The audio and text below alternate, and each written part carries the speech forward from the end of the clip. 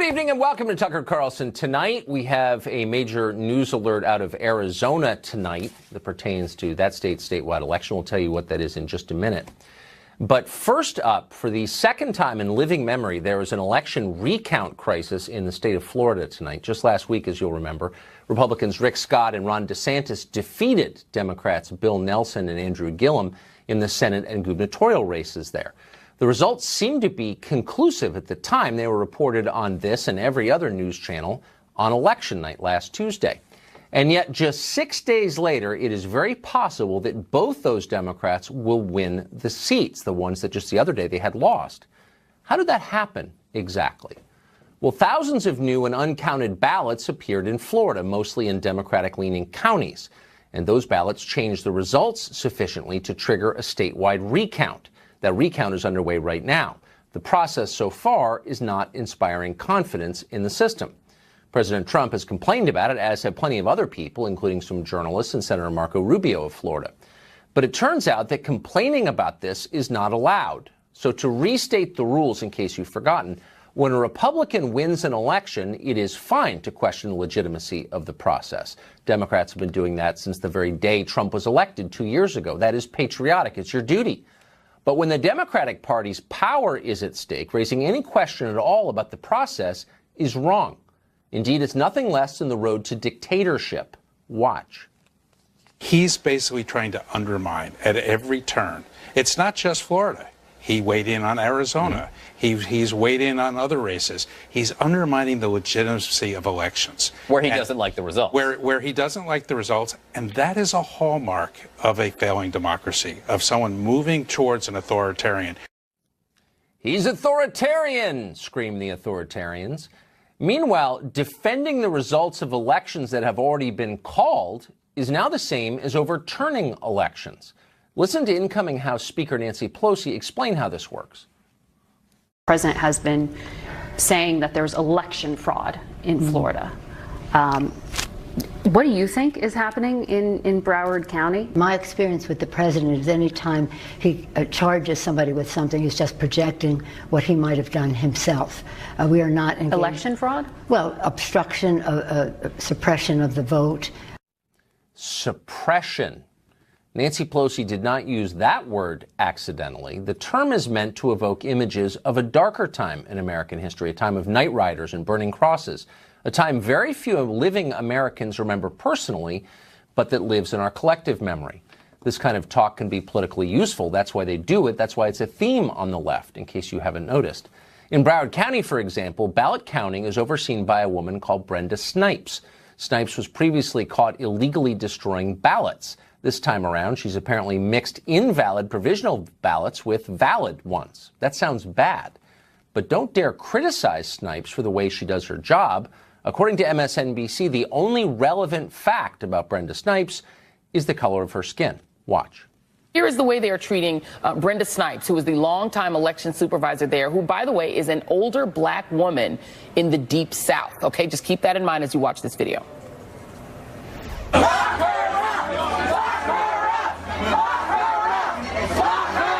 And if you look at the person, in this case a woman, involved, she has had a horrible history.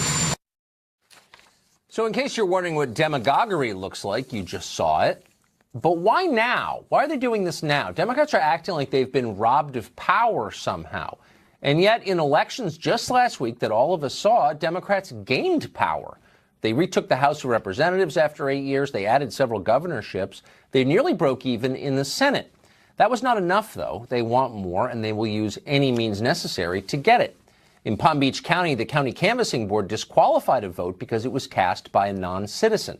Non-citizens are not allowed to vote in federal elections. It is illegal.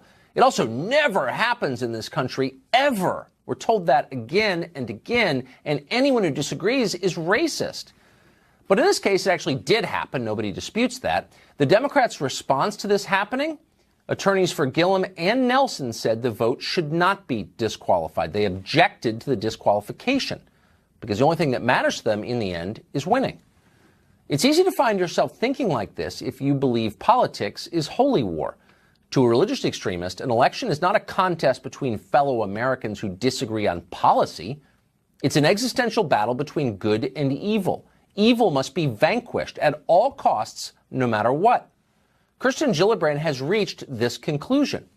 Now, Senator Gillibrand is not an obvious candidate for America's leading moral voice. She was a longtime friend and defender of Harvey Weinstein's, for example.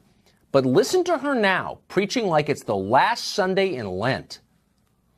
Are you staying in the Senate, or are you going to run for president? I've been thinking about it because, as we said earlier, what President Trump has been putting into this country is so disturbing, so divisive, so dark, that I believe that I've been called to fight as hard as I possibly can to restore that moral integrity, that moral decency. That sounds like a yes. So I'm thinking about it. Moral integrity, moral decency. That's what Democrats are telling you they are defending. And if you think about it for a minute, that is worrisome. People who know how deeply flawed they are tend not to overreach. They have humility. But when you're a holy warrior on a mission from God, what won't you do? Craig Patrick is political editor and chief investigator at WTVT Fox in Tampa Bay, and he joins us tonight with the very latest on this story. What is the state of play as of right now in this recount? It's a mess. You have a growing list of blunders and gaffes on both sides. Yes, Bill Nelson is still trailing Rick Scott by some 12,500 votes. It would be unprecedented that he would catch up, but they're continuing the process. It's day two. I want to come back to something you said because it illustrates the problem in Southeast Florida and the kinds of blunders we've seen. When we say they mixed provisional ballots, the canvassing board had gone through to determine which ones they wanted to accept, which ones they wanted to reject, and then after that, jumbled some of them together, saying, oops, we got them mixed up. Now we don't know which one is which. It's an example of the kind of blunders we've seen not just this year, but in years prior. And when you combine that with Broward County election managers saying they didn't know or wouldn't say how many ballots they still have to count days after the election, and now they're saying, and Palm Beach County, too, they need more time. They don't see how they can complete a machine recount by Thursday, while some counties are already there or very close to it. When you look at all of these things, it's easy to see how people outside of Florida can look at this and say, nobody can be this stupid. There must be something nefarious going on here. To which those of us who have covered Florida for some length of time say, have you met the election managers in South Florida? That operation has been a rolling calamity for years, mistake after mistake, and it takes something like 3 different statewide races being affected for it to rise to the level that it currently has and get the scrutiny that it deserves. And at the same time, this is playing out in the Democratic strongholds. You now have a controversy in North Florida, in Bay County, a Republican stronghold where the election supervisor there decided to allow email voting because you had victims of Hurricane Michael, wanted to make it as easy as he possibly could for people to vote. The problem is that was not included in the governor's executive order to loosen some of the restrictions. So Democrats are looking at this and saying, if you're looking for evidence of illegal voting activity, look to North Florida, not to Southeast Florida. And with that, you're getting this tit for tat. And they're saying, look, had that same courtesy been extended of email voting statewide, the results could have been different. So you're getting a lot of woulda, coulda, shoulda, and it's coming from both sides. Lawsuits are flying. And this is just day 2 of the recount. Much more to come. That's an amazing report. Craig, thank you very much for that. Thank you. Katherine Harris was, of course, a figure from history. She was the Secretary of State in Florida during the 2000 presidential recount, and she joins us tonight. Katherine Harris, thanks very much for coming on tonight. So, Tucker, thank you for having me. For those of us who are not familiar with the intricacies of election law, the most basic question first. How could thousands of uncounted ballots appear after the polls close? Okay, Tucker, we're a nation of laws. Rule of law is the most important bedrock in our country, Yes. and no one can wax eloquently more than you on that subject. But the most important aspect of these elected supervisors of elections in each county, I think we have a basic expectation that they're going to operate with courage and integrity. Funny that you have to say courage when following the law, but this is a critical issue that they follow the law as it's written, not as they want it to be. And so how ballots show up late, they're going to have to explain that because there's a chain of custody. All those issues will come up as a result. But having watched this very carefully, and no one's watched it more carefully than you have, does that produce alarm bells in your head when you see someone show up in what appears to be a settled election with a box of ballots saying these haven't been counted? Do you wonder, what is this? Of course you do. Of course you do. And that all is supposed to be recorded, documented. There were supposed to be updates during the course of the election and certainly afterwards that Palm Beach and Broward have failed to perform. So what's going to happen is there are laws that must be followed. There are laws according to who is an eligible voter. So if someone is a felon in this election, their vote is not counted. If someone is an illegal alien, they're not allowed to determine Florida's future or the future of our nation. Their vote will not be counted. If absentee ballot signature doesn't match up with the absentee ballot on record, they're allowed to count that vote. It's the same as a bank. You wouldn't be able to cash a check. And Right. so these are all the issues they're going to have to deal with. They have to follow the rule of law and the law in the state of Florida. Actually, our election laws are sufficient to handle this. It's just a matter of people are breaking them or not. What's so interesting is, given all the scrutiny that your state came under 18 years ago in the recount, to see someone in charge of recording votes in a county in Southeast Florida with a documented record of screwing it up in the most obvious ways, illegally destroying ballots, how could that person still be in charge of ballot counting? So in Florida, the supervisor of elections and each of the 67 counties are constitutional officers. They are elected by their counties. They cannot be removed by the Secretary of State. So there is a background, clearly, that she has. I was not involved in the case. Right. But only the governor can remove her for cause for those actions. I mean, this is a subjective question, but you might be someone who could answer it. How politicized is the election process in your or other states, honestly? So honestly, as Secretary of State, when I was there, you have the media, you have your different parties that are so active, but the Office of Secretary of State in Division of Elections was not politicized. In fact, we shut it down. Republican operatives or Democrats could not come in. We met with the heads of both party initially, and then we actually hired a Democrat constitutional lawyer to come in and advise our attorneys in-house to make sure that we were following the letter of the law. We made certain that the process was going to follow the law. That was our only safe harbor. And my encouragement or my advice to these supervisors of elections would be that they must follow the law. No matter what they do, half the people are going to be very unhappy with them. But their only safe harbor is to follow the law. Catherine Harris, it must give you vertigo to watch all this. I bet you're glad you're not involved this time around. Well, Thank you. It does seem like deja vu all over again, Tucker. I can't even imagine. Thank you for joining us tonight. I appreciate it. Thank you. I appreciate it. Another man whose name you will recognize if you followed the history of this stuff, Kendall Coffey. He served as Al Gore's attorney during the 2000 recount. Harmeet Dillon serves on the board of the Republican National Lawyers Association, and both of them join us tonight. Thank you both very much for coming on. Kendall Coffey, first to you. There may be something that is missing in the translation here, but you have what appeared to be a pretty straightforward case of ineligible voting in Florida, where someone who was not a U.S. citizen voted in a federal election, and the lawyer, both for the Democratic candidate for governor and the Democratic candidate for senator, both of them objected to disqualifying that vote. On what grounds would they do that? No grounds. It was a bad idea. It certainly wasn't embraced by the legal teams, much less by the candidates. When you get thousands of volunteers happening in a case, some of them are going to say things they never should have said.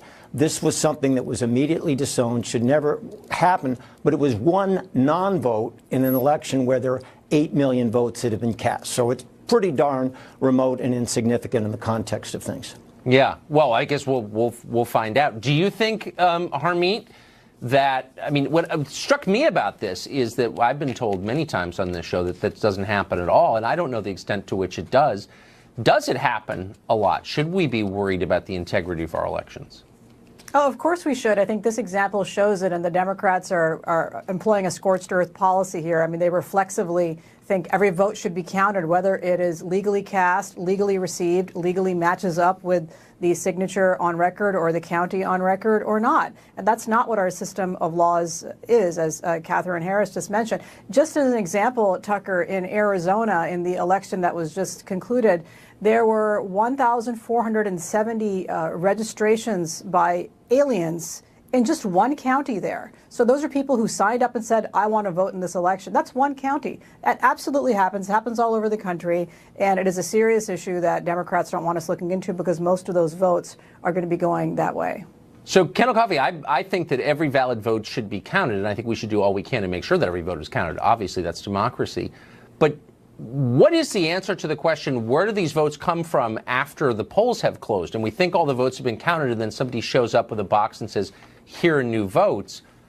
Shouldn't we find out why those votes weren't counted? What is that, I guess, is my question. There should be an explanation. I think what the supervisors will say is they're running around all day in a very intense election trying to deal with things. A lot of ballots come in on the day of election by 7 p.m. There's a huge amount of late-breaking interest in this midterm and a lot of late-arriving ballots. Could it have been handled? Should it have been handled better in terms of informing the public about the status of votes? Absolutely. But the reality is that Broward got their votes in on time Saturday. We have a recount process that was created by Republican legislators, rules for recounting that are very well specifically drawn by Republican administrations, and a state supervisor of election and secretary of state that have been Republican appointees for the last 20 years. And yes, they've been paying attention to Brenda Snipes and every part of this election.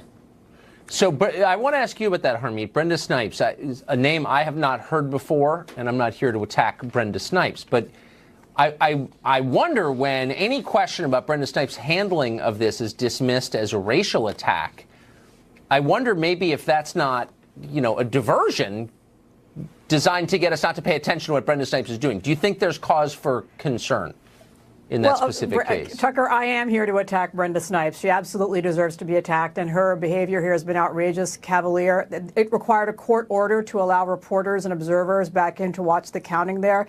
Contrary to what Kendall just said, they actually did try to count ballots after Saturday noon deadline, so they have attempted to do that. They have mixed in ballots. They have been observed filling in circles in her county of undercount ballots as well. So I think her behavior is outrageous. I'm wondering why, given this repeated pattern of conduct, the United States Department of Justice, Civil Rights Division, Election Section has not opened up an investigation into this. I mean, this is a repeated pattern of behavior there.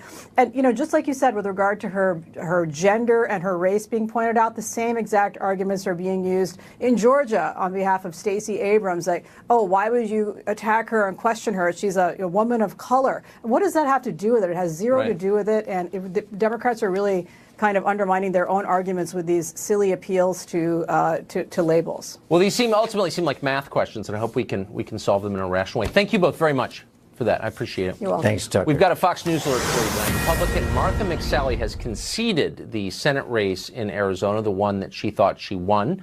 The new senator from that state will be Kyrsten Sinema. McSally led on election night, but a surge of late-counted votes carried Sinema to the lead. Independent Women's Voice senior fellow Lisa Booth has been following this race since its earliest stages and joins us tonight to explain exactly what happened. Lisa Booth, what exactly, if you could bottom line what happened in this election that Martha McSally and everyone watching thought she won, but now she just conceded she's not going to be the new senator, what happened? Right, and as you mentioned, the Associated Press has called the race. She has conceded. I think the problem largely looks like Maricopa County. This Maricopa County represents about 60% of the state's population. Yeah. It's Republican leading, but Sinema has actually been leading there. That's where these new votes came in from tonight that really put her over the top, which is why the Associated Press ended up calling the race. However, I would also think about the fact that Martha McSally might have a chance of trying to get elected as a senator in Arizona looking at 2020, because remember, Senator Kyle is really a placeholder for the late Senator John McCain. So she could potentially eye that race in 2020. Whoever wins that special election in 2020 would then have to run again in 2022. So she might be someone, that wants to throw her name in the hat for that race. Well, for sure. It's interesting, though. I just read an analysis, and it was on 538, not a right-wing site, that said between 2000 and 2015, every single recount statewide that changed an election result changed it in the Democrats' favor, every single one. So that doesn't prove anything, but you got to ask the obvious question. And the obvious question in this case is, Martha McSally is satisfied that this process was fair?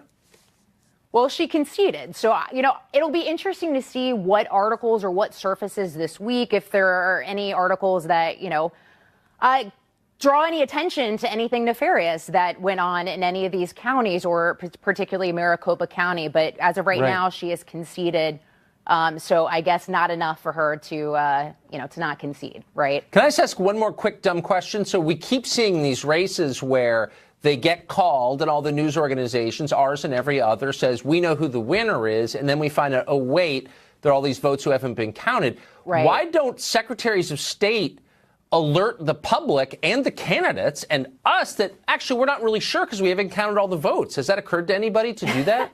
That's a good point, Tucker. And we've also got that going on in Georgia right now because that race still hasn't been called. We should know more information tomorrow. Tomorrow, the deadline is 5 p.m. for counties to certify the results and get those to the Secretary of State. However, Stacey Abrams has, 2 lawsuits pending, one trying to move that deadline to Wednesday, and she's also trying to get absentee ballots that have been thrown out counted. So we are on that. We will see you again, Lisa Booth. Okay, thank you, Tucker. Have a great night. Hillary Clinton could run for president in 2020. One of her former close advisors is saying that. Mark Stein joins us after the break. Tell us what that might mean. Stay tuned. Creativity she's displayed in explaining the reasons that she lost to Trump in 2016, remarkable. The use of my email account was turned into, the biggest scandal since Lord knows when. They covered it like it was Pearl Harbor. If you look at Facebook, the vast majority of the news items posted were fake. There's all these stories about, guys over in Macedonia who are running these fake news sites. I inherit nothing from the Democratic Party. I also think I was the victim of a very broad assumption I was going to win. We could spend the entire hour playing tapes of all the various ways the election was stolen from her. Anything to avoid confronting the real reasons, apparently. Well, now, longtime advisor to Hillary Clinton, Mark Penn, says that she may indeed try again, a third run at the White House in 2020. A lot of Democrats think she was unfairly denied winning the last presidential race. She's a pro, and she learns, and Clintons never stop until they get where they want to go, and I say don't count her out. Author and columnist Mark Stein joins us tonight. So Mark, so we're treating this like it's crazy. I know both you and I are thinking this is insane, but why is it insane, actually? She is the standard bearer for the Democratic Party. It was stolen from her by the Macedonian data farms. Yeah. We've agreed on that for a long time. Yeah. Why wouldn't she be the presumptive nominee, seriously, right now? Well, I do think it makes a lot of sense. If the 2020 election were to be a rerun of Hillary versus Trump, when the Florida Democrats decide to steal it, then the Broward and Palm Beach County guys will already have the 2016 ballots sitting around in the cupboard, so they won't have to stay up all night running the photocopier as they are at the moment. So it does have a lot to commend it. And Hillary's rationale that she lost because everybody was expecting her to win. She's like I think it was the Yogi Berra joke, that it's, whatever the line was, it's such a popular restaurant, nobody goes there. And that's basically the Hillary campaign. But she's convinced that the third time will be the charm. And I don't rule her out because compared to Bernie and Joe Biden, she has the bloom of youth upon her. What would she run on? What she ran on last time? Vote for me or you're immoral? Well, I think she should actually go back to where she was in the early 90s when she was the crazy left-winger who believed in universal health care. Then she became the centrist Senate candidate. Then she ran last time as basically this kleptocrat who was raking in the big bucks from Kazakh oligarchs and various Saudi princes. So basically, the Democrat Party has slid to where she was circa 1992. You can see why she's kind of annoyed that she doesn't get the credit for that. No, that's such a good point. And do you remember that? I mean, you were around. I was too. People thought that she was really left-wing before she went full-blown corporate Walmart board member, apologist for big tech. If she returned to that, she might have a shot. For real.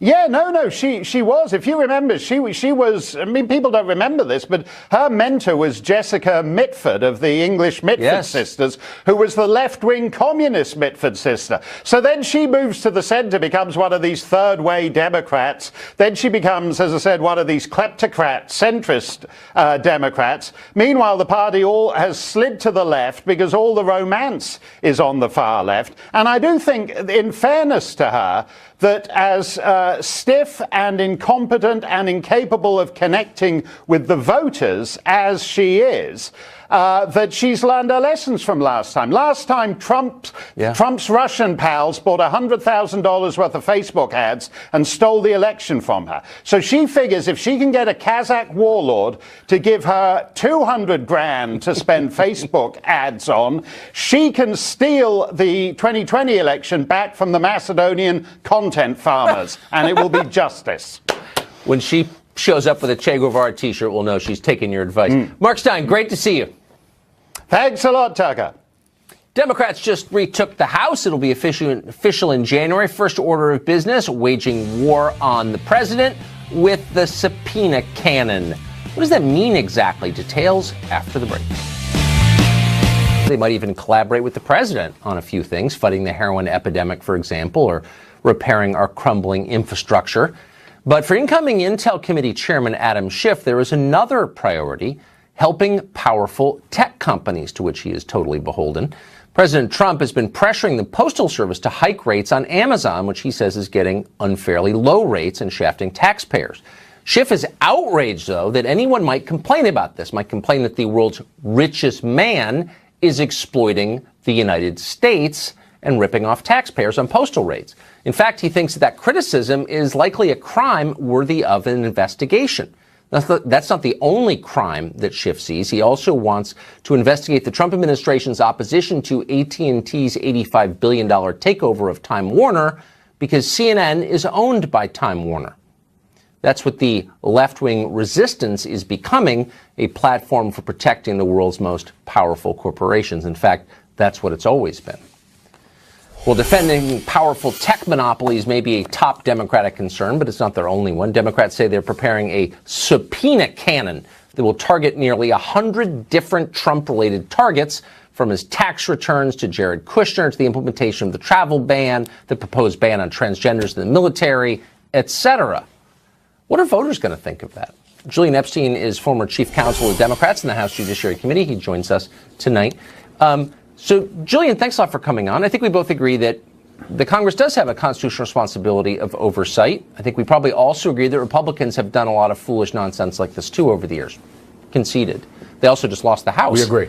Right. So, but we agree on three things. Yeah. So my question is, though, does investigating the president's meeting with Vladimir Putin in Helsinki last summer, is that going to lower health insurance rates at all, do you think? Well, we also agree that I think Democrats should look to work with Republicans on a whole host of things. I think in particular, last time I was on the show, we agreed that both political parties for the last couple of decades have ignored the middle class. I mean, the middle class has had an economic recession since about 1975, and neither party has really put forward a meaningful agenda to address the middle class and the working class. So I completely agree with you on that, and I completely agree that both parties are guilty of not doing that. As far as investigations, I think we've learned something from the many investigations over the last 20, 25 years. Benghazi and Fast and Furious and the investigations Democrats did into Iraq when the Democrats were in control from 2006 to 2010. And that is, in order for an investigation to be successful, it's got to be bipartisan. You've got to work with the other side, and you've got to make a compelling case, not just to the other party, but to the American public, that you're not trying to score political points. What you're doing is the people's business, the constitutional duty, as you allude to it, I agree. to do meaningful oversight, to make sure people are playing by the rules. As far as a subpoena cannon, on the two committees that I was a staff director of the Government Oversight Committee and then Chief Counsel of Judiciary, we got into a lot of subpoena fights. The one thing that I think a lot of people on the left don't realize, and I think Jerry Nadler and some of the others are proper in chastening people on the left a little bit, is that subpoenas are exceedingly difficult to enforce. You remember Fast and Furious in 2011 and 2012? Very well. There was a subpoena. There was a subpoena for the Justice Department documents. There was a fight back and forth. That went on for about 3 years before House Republicans finally gave up on it. It's incredibly difficult. The courts insist that the two branches, the legislative branch and the executive branch, exhaust all the options before they go to the courts to try and enforce a subpoena. Even then, you can have endless appeals. And the executive branch can run the clock. And that's all the more important that if the Democratic investigations are going to be effective, they are, one, going to have to appeal to the sense of kind of civic duty on part of Republicans to play a meaningful role and make the case to the public that this is not about scoring points against Trump. This is not about trying to win the election in 2020. This is about meaningful and important oversight that there should be bipartisan agreement on. If they can do that, I'll be impressed. Julian Epstein, thank you. As always, I certainly am urging them to do that. Yeah, well, I hope they listen. They never will, but I hope they do. Thank you. Well, the French president just attacked our president for backing something dangerous called nationalism. Is this country suffering from too much nationalism or too little? What is nationalism anyway? One of the world's experts on the subject joins us next.